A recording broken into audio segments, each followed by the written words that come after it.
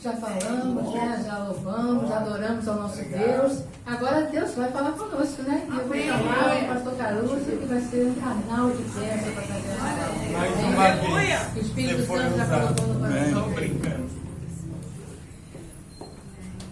Amém? Estenda tuas mãos abençoadas. Vamos estar abençoando o nosso pastor. Amém. Deus amado, Deus querido, Deus Todo-Poderoso, abençoa o teu filho, teu amado, teu ungido, que o Senhor já colocou a tua palavra nos lábios dele, Senhor. Que não seja ele falar, mas seja o teu Santo Espírito, Senhor. Toma ele, Senhor, com poder, o Senhor, e revelação da tua santa e gloriosa palavra, Senhor. Oh, Senhor, repreenda toda a retaliação sobre a vida dele, sobre a família dele, sobre a descendência dele, em nome de Jesus. Eu te entrego, Senhor, pastor Carlos, nas tuas mãos, Senhor. Que essa palavra vá, Senhor, em nome de Jesus, Senhor, possa penetrar em nossos corações, Senhor. Que nós possamos praticar, obedecer, Senhor, e falar para as demais pessoas que estão necessitando da tua santa e gloriosa palavra. E que haja transformação, Senhor, nas nossas vidas, para a tua honra e para a tua glória. Eu entrego o pastor Caruso nas tuas mãos potente e poderosa. Amém e graças a Deus.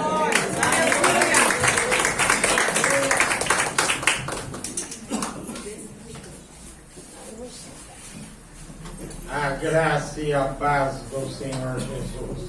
Amém. Quanta gente bonita hoje. Olha a elegância da igreja hoje. Irmã Heloísa, olha só. Ô, glória! Belezura só. Aleluia! Vamos olhar para os irmãos. Olha a beleza que Deus fez, cheios do Espírito Santo. Olha. Vamos abrir em Lucas 13, de 10 a 17.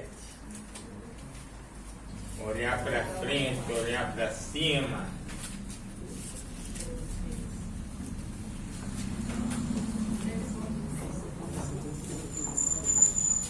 Lucas 13, de 10 a 17.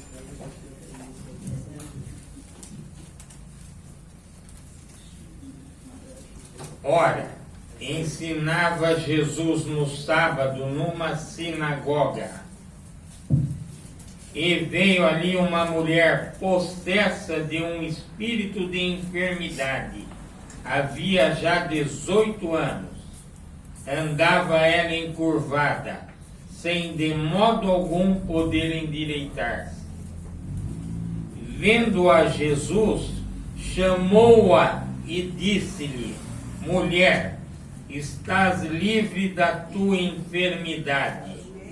E impondo-lhes as mãos, ela imediatamente se endireitou e dava glória a Deus. O chefe da sinagoga, indignado de ver que Jesus curava no sábado, disse à multidão: 6 dias há em que se deve trabalhar. Vinde, pois, nesses dias para seres curado, e não no sábado. Disse-lhe, porém, o Senhor: Hipócritas, cada um de vós não desprende da manjedoura no sábado o seu boi ou o seu jumento para levá-lo a beber? Por que no motivo não se devia livrar deste cativeiro em dia de sábado esta filha de Abraão, a quem Satanás trazia presa há 18 anos? Obrigado, Espírito Santo. Ensina-nos a olhar mais para Ti e para Jesus e para o Pai do que olhamos para baixo. Sim, Senhor. O mundo nos obriga às vezes a olhar para baixo, mas Tu nos levante e nos Glória. Obrigado pela Tua presença, obrigado por este domingo, obrigado por este culto, onde nós sabemos que Tu estás realmente. Glórias a Ti. Glórias ao Teu nome, em nome de Jesus. Amém. Amém. Jesus ensinava numa sinagoga no sábado. Jesus nasceu sob a lei judaica, um homem judeu com o hábito de ir para a sinagoga no sábado. Era hábito dos judeus, e Jesus era um judeu. As sinagogas, pelos historiadores, teve início na Babilônia, não foi em Israel. Quando o povo foi levado cativo, os levitas, os pastores, não tinham como manter a tradição religiosa de Israel. Então eles começaram a usar tendas arredondadas na Babilônia para manter aquela tradição religiosa, ensinar a palavra de Deus, propagar. Quando voltaram para Jerusalém, reconstruir o templo, eles mantiveram não mais em tenda, mas começaram a construir a sinagoga. Porque muitas vezes o templo ficava distante, eles queriam ler a palavra de Deus, ensinar a palavra de Deus. Muitas vezes o templo era mais usado nas grandes festas, para levar as ofertas, para levar os dízimos, mas as reuniões ao sábado era um hábito dos judeus serem nas sinagogas. E Jesus, naquele determinado sábado, estava numa sinagoga. E uma mulher encurvada também foi para aquela sinagoga. Uma mulher presa por Satanás, 18 anos. Uma prisão, uma doença espiritual que se refletia no corpo. Só o Evangelho de Lucas registrou esse episódio, essa cura fabulosa. Por quê? Lucas, provavelmente porque ele era médico, e aquela cura foi tão fascinante, tão assim gigantesca, que atraiu a atenção dele. Nem todo o que Jesus fez, como diz o Evangelho de João, no último versículo, no último capítulo, foi relatado. Não daria, o mundo todo não daria para relatar as curas todas. Mas essa cura especificamente atraiu Lucas, que era médico. A medicina nessa época, lá em Israel, era pouco praticada, era mal vista. Primeiro que eles achavam que as pessoas doentes, elas estavam doentes por causa de pecado. Não arrependido, não confessado. Então, pessoas doentes, pessoas que tinham doenças crônicas, eram pecadoras. E a medicina naquela época era muito ligada à magia, era muito ligada às superstições, e eles, com medo da idolatria, eles não curtiam muito, não usavam muito a medicina. Hoje não, Israel hoje é uma potência na medicina. Com alta tecnologia, com o desenvolvimento, hoje Israel explora o lado médico. Só que nem naquele tempo, nem hoje, essa mulher seria curada por nenhum médico, por mais eficiente que ele fosse. Porque a doença dela não era física. Se refletia no físico, mas era uma doença espiritual. E Satanás manteve aquela mulher presa. Nem toda, vamos esclarecer antes, que nem toda doença que se abate sobre o cristão, vocês veem que ela pertencia a uma igreja, essa filha de Abraão, mas nem toda doença que abate sobre o cristão é espiritual. Por exemplo, Timóteo tinha problemas estomacais. Lázaro morreu de uma doença, se bem que Jesus logo depois ressuscitou ele. O profeta Eliseu, com todo o poder espiritual que ele tinha, morreu de uma doença. E não era espiritual. Então, o cristão é afetado por doenças físicas. E nem sempre vem do espírito. Já Jó estava com a doença coberta da cabeça aos pés. Permissão de Deus, mas a obra foi do diabo, que colocou aquela doença nele. Aquele jovem que desceu pelo telhado, que os amigos desceram, que vocês conhecem bem o episódio, Ele estava paralítico por causa de uma doença espiritual. Tanto que Jesus diz, perdoados são teus pecados. Depois que Jesus disse, o que é mais fácil dizer? Perdoados são os teus pecados, ou pega o teu leito, levante e anda. Então, existem doenças espirituais, existem doenças físicas. Essa mulher tinha uma doença espiritual que se refletia no físico. Ela andava encurvada. E é tudo que o diabo quer, que você ande encurvado. Que você ande olhando para o chão. Que você ande deprimido, triste. Mas não é só a prisão que ele usa assim. Tem mais coisas que nos fazem encurvar. O pecado. Abre o Salmo 38, versículos 5 e 6. Davi, com o peso do pecado, ele andava encurvado. O pecado te faz encurvar. O pecado não confessado, o pecado sem arrependimento. Salmo 38. As minhas chagas, essa é uma versão um pouco diferente, mas as minhas chagas cheiram mal e estão corruptas por causa da minha loucura. Estou encurvado, estou muito abatido, ando lamentando todo dia. Tem umas versões que tem, volta aos 5, que tem uma curiosidade aí. As minhas chagas cheiram mal, estão corruptas. Pô, chagas corruptas é meio estranho, mas a versão... Aqui está infecta esse purulento. É. Agora, o pecado faz você andar encurvado. O que mais que faz o crente andar encurvado? O sofrimento. O sofrimento faz. A nora do sacerdote Eli, mulher de Finéias, grávida, chega a notícia que o marido morreu na guerra, que o cunhado morreu na guerra, o sogro cai da cadeira e morre.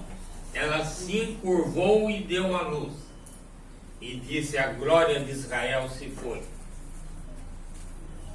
O que mais que está? A idolatria. A idolatria.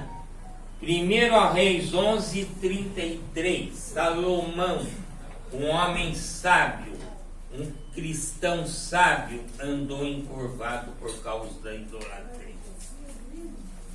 Por enquanto nós estamos só considerando o que encurva o homem. Porque me deixaram e se encurvaram a Astarote, deusa dos Sidônios e Quínios, deus do Baamita, deus dos filhos de Amon, e não andaram para fazer o que parece reto aos meus olhos, a saber, os meus estatutos e os meus juízos, como Davi seu pai. Quer dizer, Salomão se encurvou diante dos ídolos. Glória a Deus, a irmã está chegando, com plena saúde. Amém. Isso é glória de Deus, Deus é igreja. Glória a Deus, aleluia. Aleluia. Glória a Deus.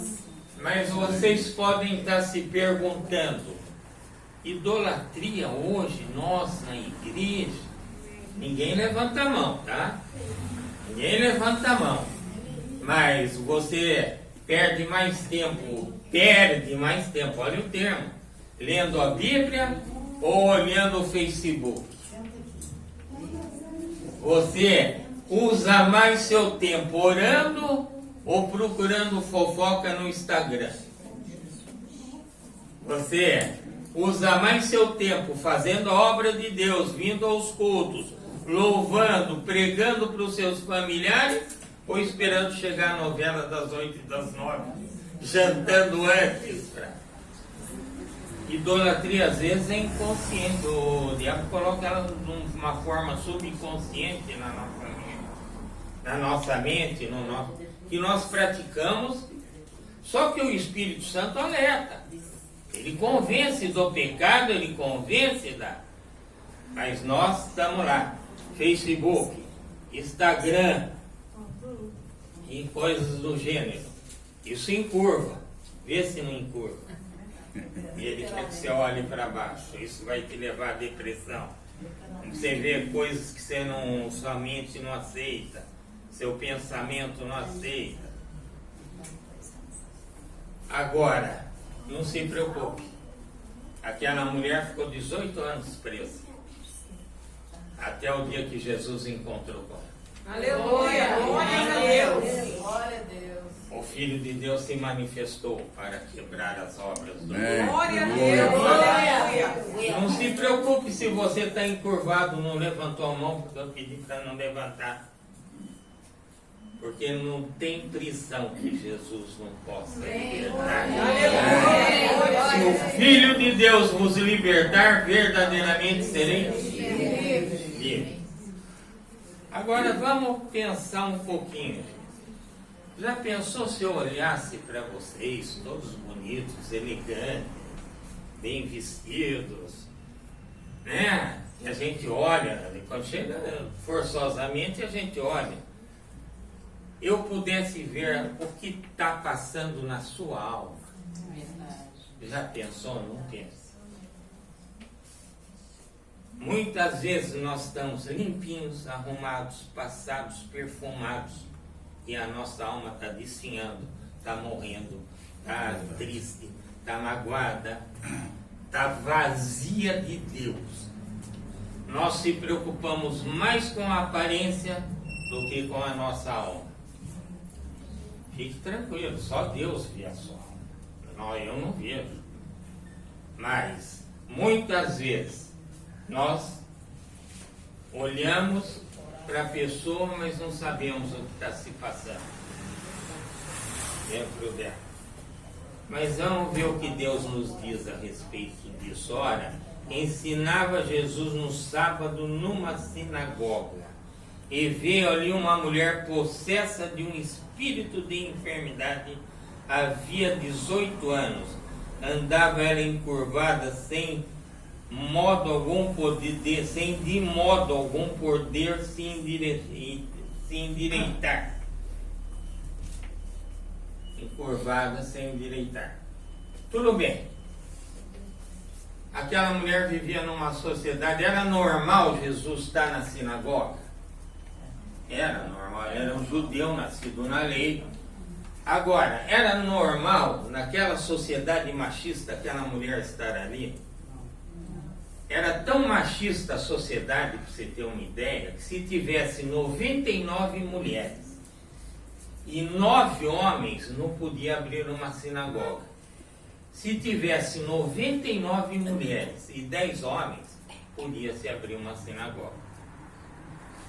Era uma sociedade, depois de Jesus, isso foi se quebrando, mas era uma sociedade onde o homem dominava. Mesmo aquele quadro em Coríntios, que a mulher não pode falar na igreja, que acha que é pontual, que acha que ainda é um reflexo do machismo da época. Segundo, aquela mulher estava doente, e eles achavam que quem estava doente era pecador. Terceiro, aquela mulher, quem tem problema de coluna sabe, 18 anos encurvada, imagina as dores que ela sofria. Mas mesmo assim ela foi para a sinagoga. Aquela mulher chegou na sinagoga, não tinha umas cadeiras confortáveis que nem aqui, não tinha um ventilador, não tinha, mas ela foi para a sinagoga. Aquela mulher foi com dores, foi se arrastando, foi para a sinagoga.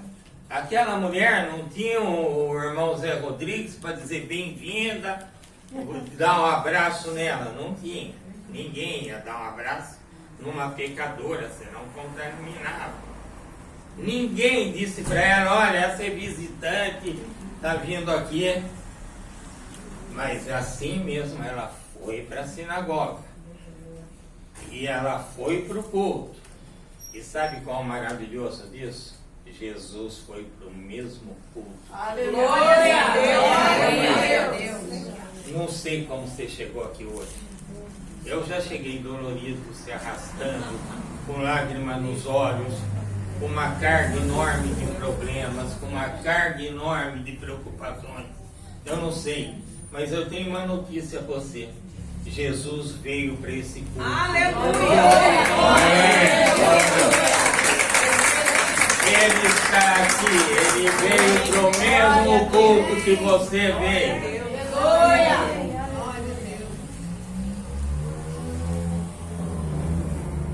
Vendo a Jesus, versículo 12. Vamos imaginar, a sinagoga era redonda. Não era esse padrão de engenharia em que o pastor fica de frente para vocês. Elas eram redondas. O pregador ou quem estava ensinando ficava no meio. Para quê? Para que todos que estivessem em redor pudessem ouvir da mesma maneira. Na primeira roda ficavam as autoridades, os fariseus, os escribas, que nem aquele presidente da sinagoga que Jesus fala, ficavam aqueles que tinham mais autoridade, que tinham mais potencial na lei judaica. E as rodas iam se formando. Jesus estava no centro. Imagina onde estava aquela mulher. Bem lá, não? Jesus estava no centro. Jesus só fica no lugar se ele puder estar no centro. É verdade. Meu Deus. Ele só fica na tua vida se ele estiver no centro. Amém. Ele só fica na vida da sua família se ele estiver no centro. Ele só fica na vida dos seus negócios se ele puder estar no centro. Aleluia. Se ele for coluna para a tua vida, coluna para a tua família, ele vai estar lá. Se não, ele não estiver no centro, é porque ele não está. Aqui ele está no centro. Aleluia. Na igreja Rocha Eterna, com certeza ele está no centro. Glória a Deus. Jesus estava no centro e aquela mulher estava lá atrás. Jesus olhou e viu aquela mulher, versículo 12, vendo a Jesus.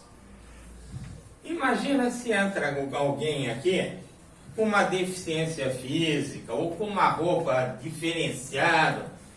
A maioria ou quase todos vão olhar para essa pessoa. E aquela mulher chegou lá, todos chegaram eretos. Aquela mulher chegou com corcunda.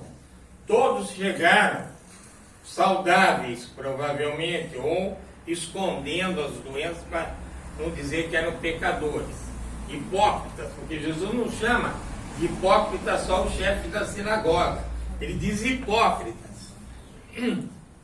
Então, a gente olha, se chega alguém aqui, alguém barbudo, cabeludo, a gente olha.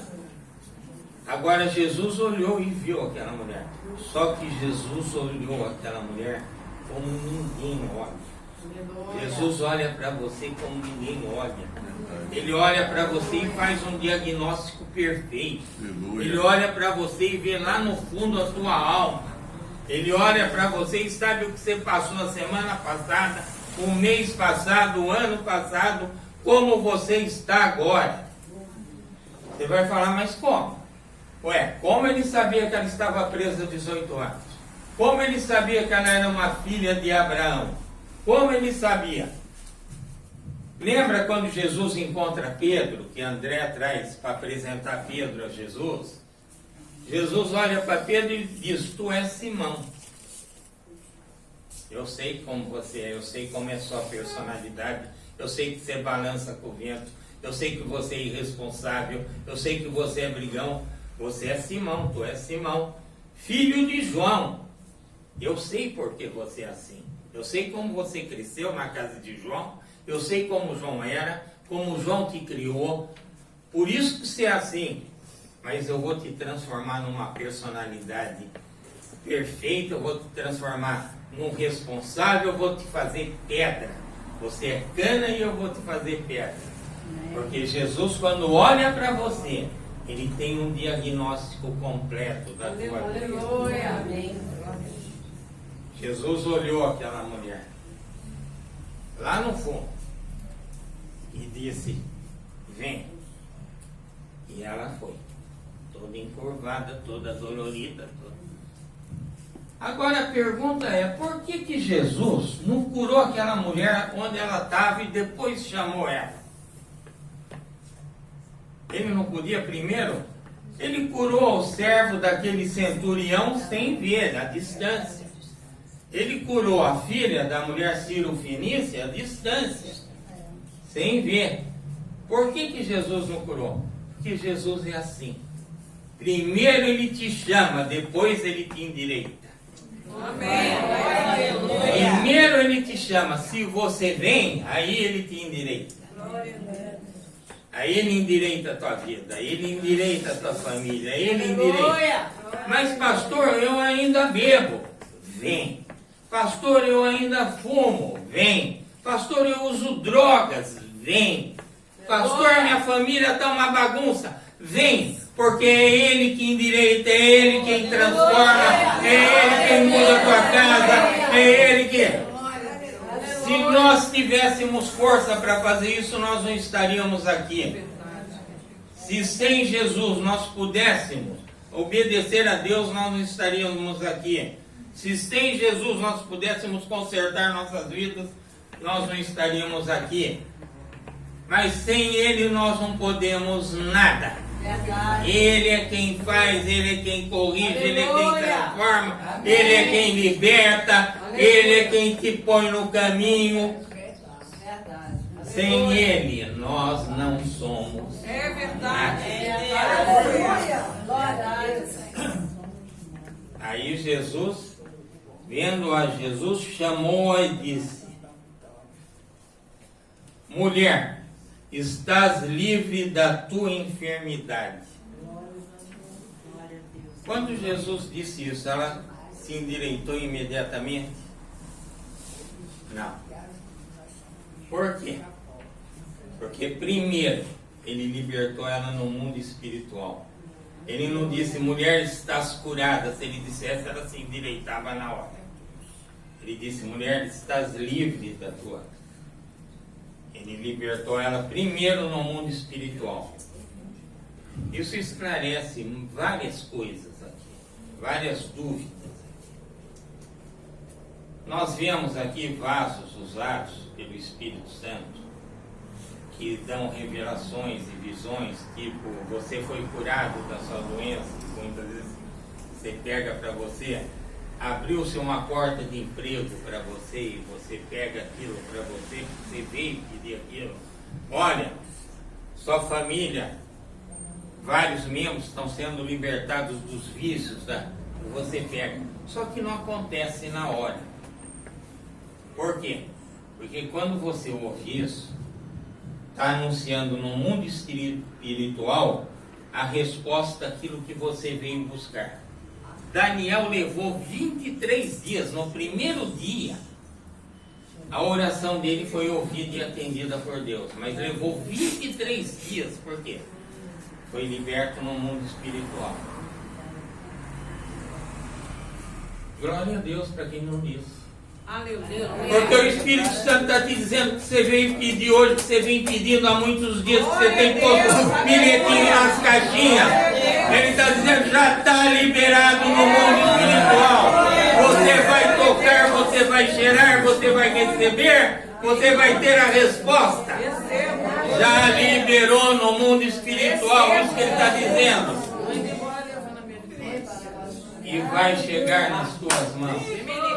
Aleluia. Primeiro ele libera, depois. E depois, impondo-lhe as mãos, ela imediatamente se endireitou e dava glórias a Deus. Aleluia. Glória a Deus. Imagina uma pessoa encurvada 18 anos. Quem tem problema de coluna sabe, glórias ao Espírito Santo. Amém. Que revelou. Glória a Deus. A mulher encurvada, você põe a mão em cima dela, minha mão que é pequena e leve, ela vai ter mais dificuldade para endireitar. Imagina a mão do pastor Marcos, que é bem pesado, nas costas dessa mulher. Mas todas as versões dizem a mesma coisa. Jesus colocou as mãos sobre ela e ela se endireitou. Se eu coloco a mão, ela não se endireita. Se o Felipe coloca a mão com essa mãozão que ele tem, ela não se endireita. Porque a mão do homem só joga para baixo, a mão do homem só deprime, a mão do homem só leva para você encurvar mais ainda. Por isso que o Salmo 1 diz, não fique na conselho dos ímpios, não se atente.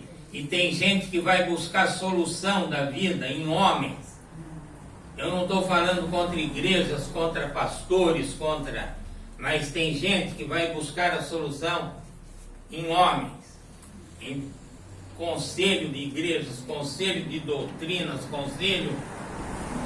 Fica debaixo da mão de Deus, o que endireita você é a mão de Deus. O que endireita a tua vida é a mão de Deus. O que endireita a tua saúde é a mão de Deus. O que vai pôr ordem na tua casa e na tua família é a mão de Deus. Ela endireita. E ela dava glórias. Glória a Deus. E aquele presidente da sinagoga, o chefão lá, disse, olha o que é a mão de homens. Vem outro dia, fica encurvada mais um dia, meu filho. Volta daqui a uns 2 dias para ser curada.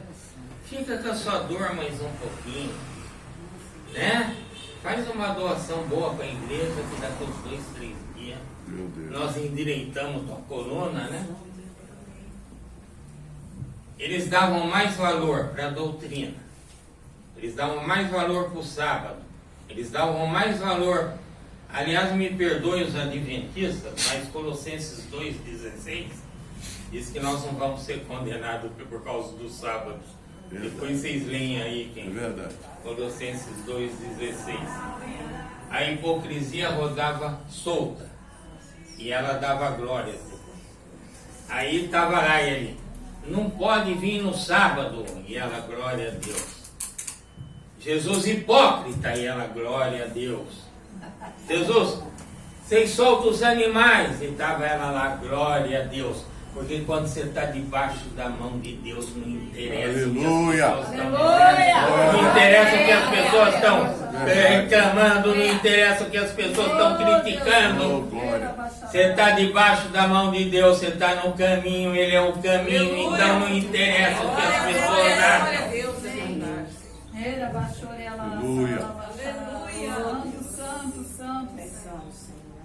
Agora, o interessante é quando pediram para Charles Spurgeon, pregador batista do século XIX, que juntava multidões, analisar esse texto, ele disse uma coisa interessante. Por 18 anos, Satanás manteve aquela mulher acorrentada. Por 18 anos, ele apertou as correntes. Por 18 anos ele apertou os cadeados. Em menos de 18 segundos, Jesus quebrou. Eu não sei quanto tempo você está pondo bilhetinho naquela caixa azul. Eu não sei quanto tempo você está chorando.